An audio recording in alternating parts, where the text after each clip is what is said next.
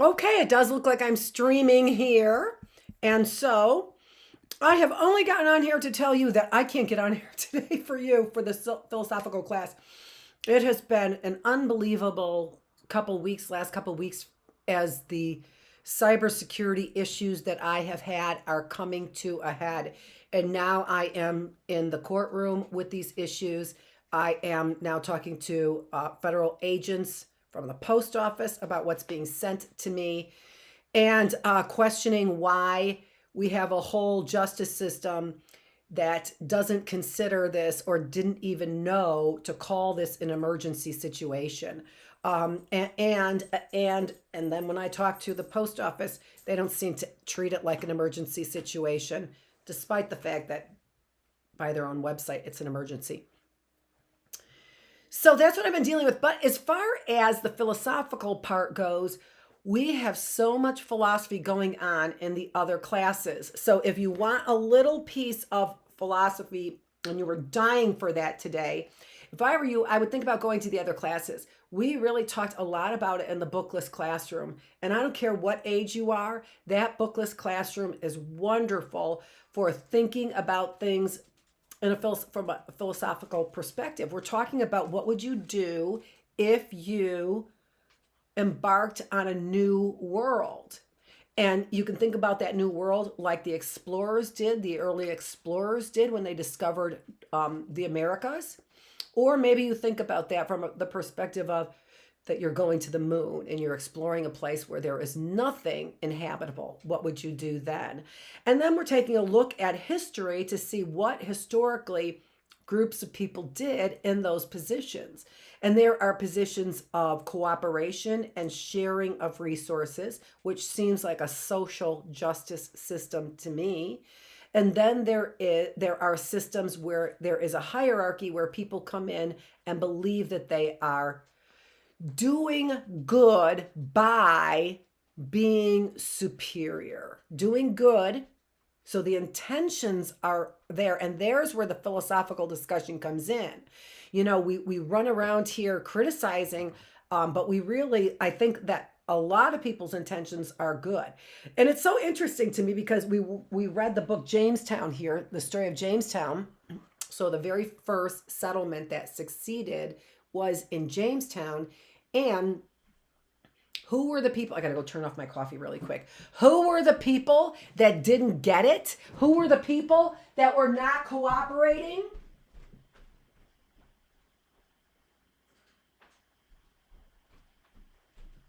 The rich, of course. The rich people were not cooperating. The rich people weren't doing their fair share. The rich people weren't doing the work. The rich people were there to gather all the resources for themselves and let everybody else do the work because they believed that they were better.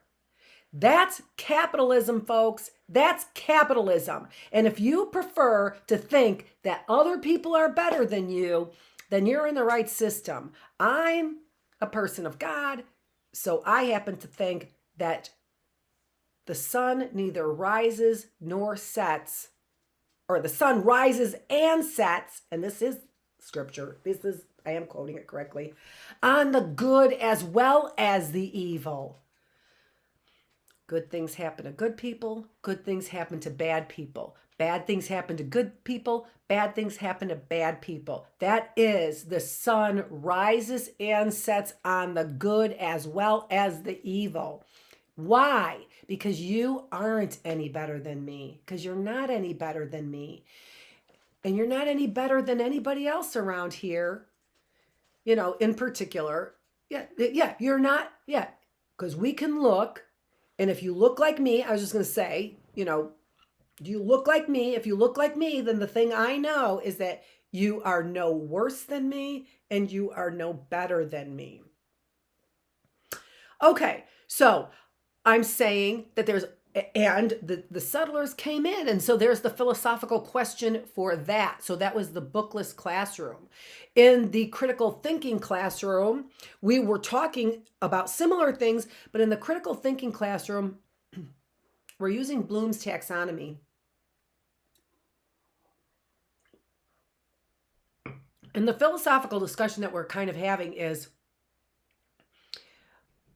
early in our assessment of any situation, any piece of information, no matter what, something new, an event, doesn't even matter. Early in that experience, what we find is that our brains want to find similarities first. But later, when we're doing a more in-depth evaluation, we begin to see the differences. The first thing we do is assimilate. We call it assimilation. We unite is what we do with the information. We see if we get along. It can be a person, right? We see what's similar about us.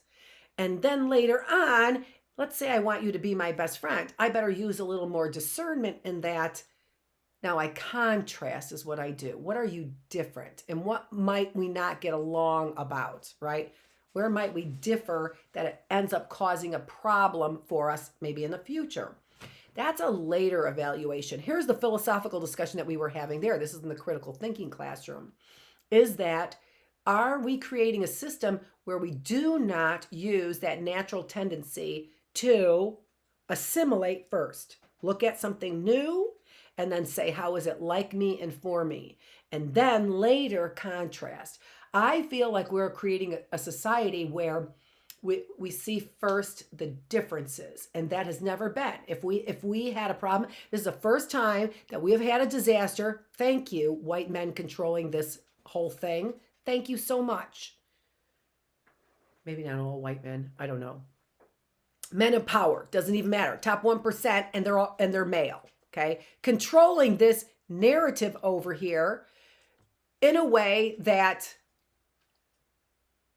divides us, in a way that is unhealthy for our minds, for our spirits, and our bodies. So are you creating a system of things that where the very first thing we do is we clash with other people, is we see the differences, we see, and that's protective. That's a protective thing. I would naturally do that if you created a system of fear. Oh, I'm sorry. Did you create a system of fear? Top 1%? Did you create a system of fear? Of course you did, because you don't have any other idea how to operate. You come into the land and you just take over with your big mouths and your big ideas, and you don't share and you don't nurture. And to me, it's the reason why I started to say, and actually this is what I want to say for this class, it's the reason why we see that you've created women who aren't nurturing. You've created this. You've created women who really have a hard time even standing the sight of you because you don't have integrity, because you don't fight for justice or the right things, because you prefer to conquer, because you don't want to assimilate with somebody else. You would prefer to create a adversarial relationship. It's what we see in social media. What is selling?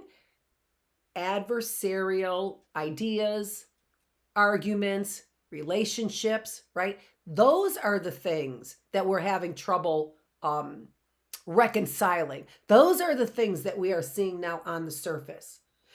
And so what I am saying is that are we creating this kind of system? And again, if we are creating a system, this is not a system that was made generally for women.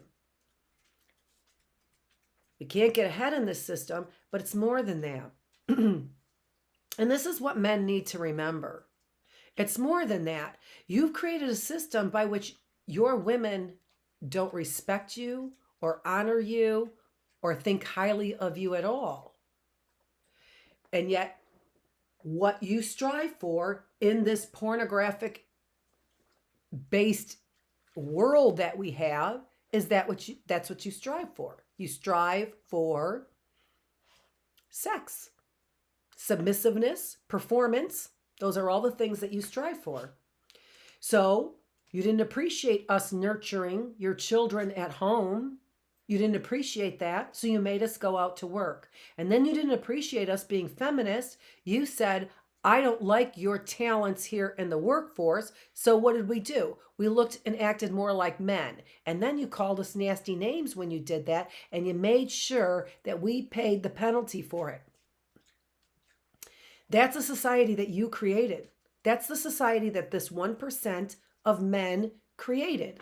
A society where your women and children can't stand you.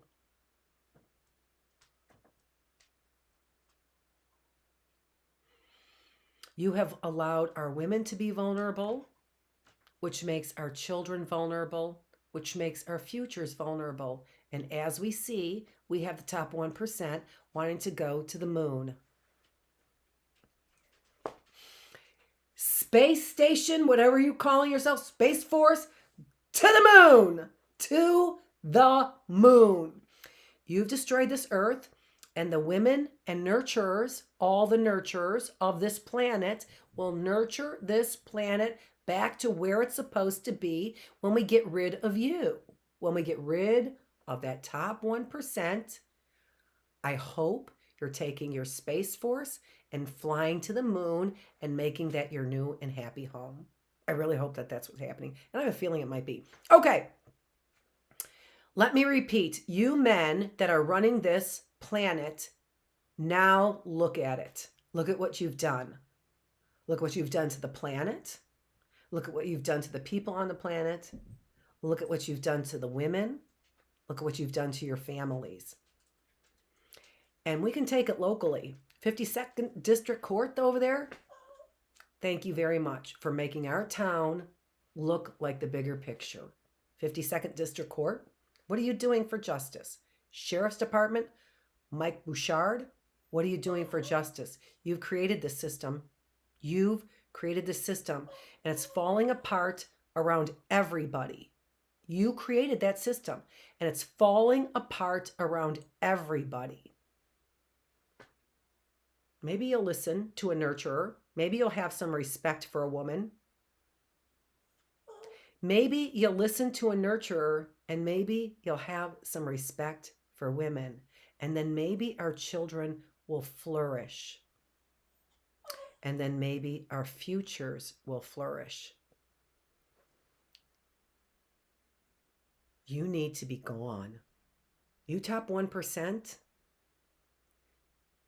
You people in the justice system that are doing these injustices, you need to recognize that you're destroying our justice system, you're destroying our planet, you're destroying your women, and you're destroying your children. And we don't need it. And we don't need it. We are struggling here. Your women and your children are struggling. And you people in power are doing nothing about it. Your women and your children and our futures are struggling, and the only thing that you care about is whether or not you can get stroked. This is what you've done. This is what you've done to your women. All of them. All of them. I don't leave one of them out. This is what you've done to all the women. They want to spit nails at you. And you know it.